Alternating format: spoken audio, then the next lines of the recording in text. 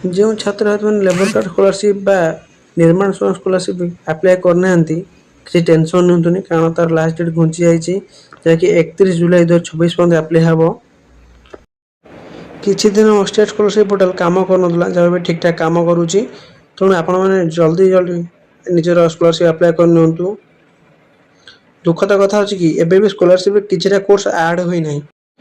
କିଛି କଥା ନାହିଁ, ସେସବୁ କୋର୍ସ ଆଡ଼୍ ହେଇଯିବ। ଯେତିକି କୋର୍ସ ବର୍ତ୍ତମାନ ଆଭେଲେବୁଲ୍ ଅଛି ସେସବୁ ଛାତ୍ରଛାତ୍ରୀମାନେ ନିଜର ସ୍କଲାରସିପ୍ ଆପ୍ଲାଏ କରିନିଅନ୍ତୁ, ଯାହାଦ୍ୱାରା କି ସେ ପରବର୍ତ୍ତୀ ସମୟରେ ଯେମିତି ହଇରାଣ ନ ହେବେ।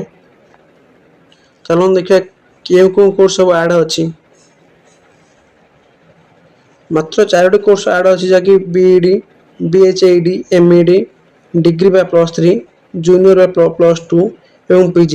यही मात्र 4टी कोर्स आड अच्छी। जो छात्र छात्री मैंने ये कोर्स कर जल्दी जल्दी जाएंगे अप्लाई कर दिंतु।